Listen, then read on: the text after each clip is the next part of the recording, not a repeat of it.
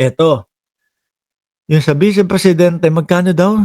301 301,000, 301,000, no? And 230 kada isang laptop. Ito ang tatalakayin natin. Ngayong gabi ho, mga bossing. Sabi dito ng ABS-CBN News, nagkamali lang daw yung staff ni Vice Presidente Inday Sara. No? Nagkamali lang daw po yung lagay o yung yung paglagay noong mismong mga laptop. Kasi ang mahal naman talaga. Mga bossing, siguro kahit supercomputer na yan o kung ano man yung super gaming computer o whatever at chuchuchu, hindi aabot ng 301,000. 'Di ba? 301,230 pesos isang laptop. Ngayon, na-plug ng COA. Sabi, sandali lang. Sobra namang overpriced nitong laptop ninyo. 13 laptop, magkano daw yung nagkahalaga? Sandali 13 laptop worth 3.9 million ho, mga kababayan. In COA report are donated and photocopier and stuff listed incorrect daw ho. Ngayon, mga bossing, so sabi ko, okay, sige. Sinasabi nila, photocopier daw ho yan, mga kababayan. Ito, papakita ko sa inyo. Ito yung listahan ho nila, mga bossing Listahan nila, ayan. Nakasulat dito, the addition, acquisition in PPE, no? 36,851,856 and 4 centavos and 39,254,026 pesos and 22 centavos for ano ba yung CY? Oh, yan. SY school year No, calendar year, no, 2024 and 2023, respectively as follow. 19 units ng motor vehicles is 26 million. Ito, 13 units of nasan ba yun? No, 13 units of laptops, no, of laptop, 3.916 million ho, mga kababayan. Grabe, na-plug ng COA. Ngayon, ano sinabi nila? Photocopier yun. Nag-check tayo. Nag-check tayo ng mga presyo ng photocopier. Kahit photocopier kung sakali yan. Grabe. No? Eto ho, mga kababayan, yung mga photocopier na mga presyo. Magkano? Photocopier price in the Philippines vary widely from 5,000 ranging to 15,000. Mark Ramos, basic lang naman yung pinapakita mo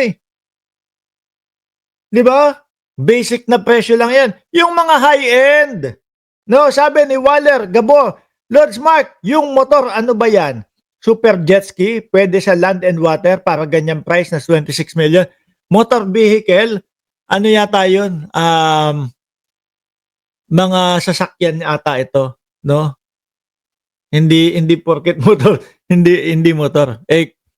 Kung motor yan, 19, magkano yung mga BMW nga 1 million lang So dapat 1.9 million ano lang yan, 19 million lang yan. Pero ano yan, motor, yung motor, sasakyan yan. Ngayon, Mark, ang pinapakita mo lang naman basic lang no? Ito lang yung mga average price 4,000 to 15,000, a Canon G30 wireless printer, pumunta tayo doon sa mga high-end na mga kababayan. Eto, mga high-end daw po na mga photocopier, 27,800. Meron 30,000. Meron 29,990. Ibig sabihin, kahit photocopier o whatever yan, mahal pa din. Di po ba? Ngayon tapos sasabihin nila, ay ano lang, nagkamali lang ng lista, nagkamali lang ng lagay. Aray ko po, mga bes. Eto ho, yari na naman sila dito, mga bossing. Mag-iiyakan na naman mga DDS. Baka baka maisama ito sa Pebrero na impeachment. Sabi ni Ma'am Neng Gigi na kulay gray. No, walang kulay.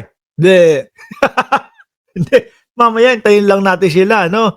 O kaya bukas kapag ka-live natin o kaya baka kay Banat Boy, no, nandiyan na yung mga ano, yung mga taga-kulay. Mga nag-e-edit ho kasi sila eh, no.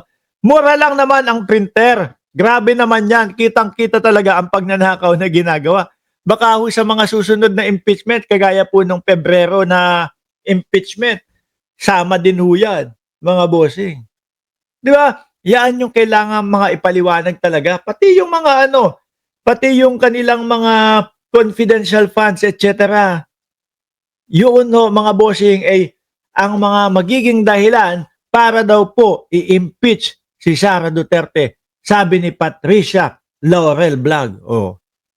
Sana paimbestigahan yan sa NBI. Malamang ho yan. Arda yan, shout out. Nandiyan din ba? Malamang ho yan, mga kababayan. Sana maisama din, no? Para itong mga ito, maliwanagan tayo. Grabe, pinasa nyo na sa COA. Andiyan na. Siguro akala ho nila, mga bossing, lulusot. No? Akala nila lulusot. Pero, oops, wait lang. Ang mahal naman ito para sa laptop. Sabay sabi nila, sorry po, nagkamali lang.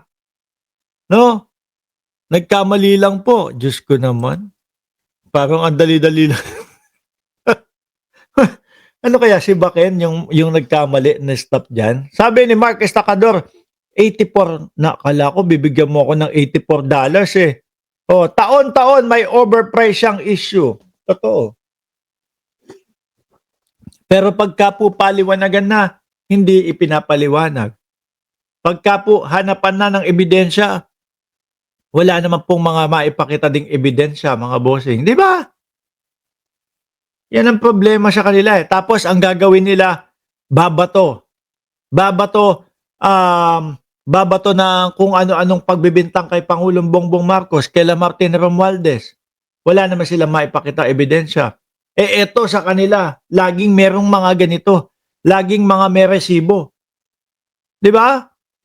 Oh, Mark, ninakaw na pera ng taong bayan, ibinabayad ngayon kay Koopman. Alam na this, sabi pa ang mahal daw nung bayad kay Koopman.